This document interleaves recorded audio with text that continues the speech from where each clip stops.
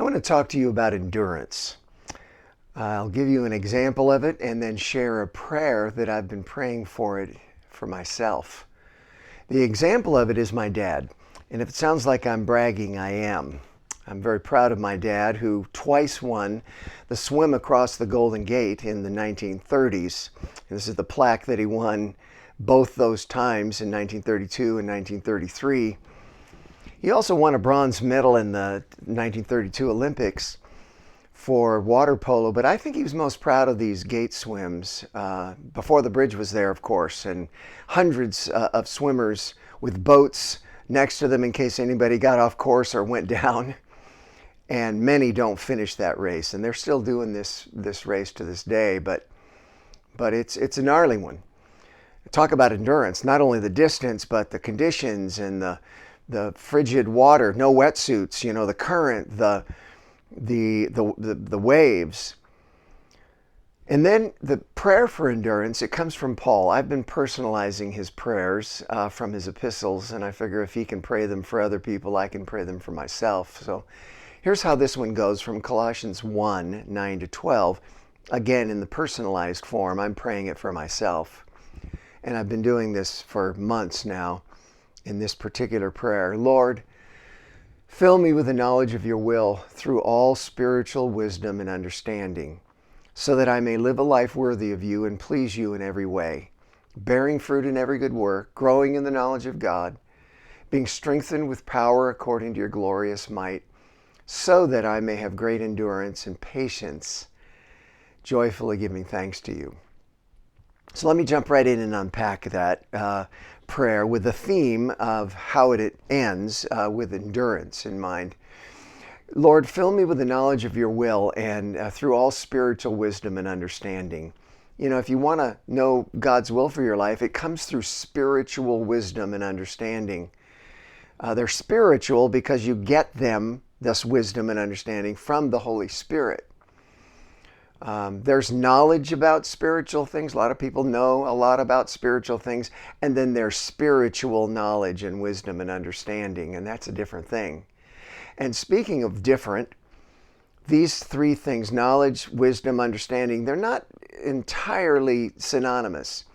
I mean, knowledge is accumulating spiritual truths. Understanding is connecting the dots between what you know and what to do with it. And wisdom is how you apply that knowledge and understanding in life situations, right? So fill me with knowledge and spiritual wisdom and understanding so that I may live a life worthy of you and please you in every way. This is really the core of this prayer, right? Not so that we can be wiser than our friends, but so that we can live a worthy life, pleasing to the Lord. I really want to please the Lord. I do. And it pleased him to make us in such a way as to find our greatest pleasure in pleasing him. And then bearing fruit in every good work. Spiritual wisdom is, you don't get that so that you can just sit around and chew on deep spiritual truths, right? I've said it before in other devotionals in this forum, that trees don't eat fruit. They don't need fruit. They produce fruit for others. And so when we are asking God to make us fruitful, we're hoping to be able to nourish them and help them so that they can eat the fruit from our lives and then bear fruit themselves, and people can eat the fruit off of their lives. Growing in the knowledge of God. That is, you never arrive, right? If you think you have, then you've taken a wrong turn somewhere and you're on a cul-de-sac instead of a freeway. You never arrive in intimate knowledge of God and getting to know him. It's not just about him, but it's knowing him. Being strengthened with power according to your glorious might. Now, doesn't that sound impressive? Doesn't that sound like, man, I'm just going to be something really great and something really powerful and something very impressive to other people? But notice what the next line is, so that I may have great endurance and patience. Well, that's where, that doesn't, it sounds counterintuitive, doesn't it? That I want great power and strength and might so that I can endure. I mean, where do you get endurance? From spiritual wisdom, living a life worthy of Him, pleasing to the Lord, bearing fruit, growing in Him, being strengthened with power so that you can have great endurance. I mean, that's not necessarily what you had expected, or at least not for me. I would have expected, after all that build-up, personal breakthrough, success, healing everyone in sight, spiritual fame, not so much endurance. I mean, that implies there's no easy path to this. You don't need endurance if the water's warm. You don't need endurance if there's no strong current to pull you off course.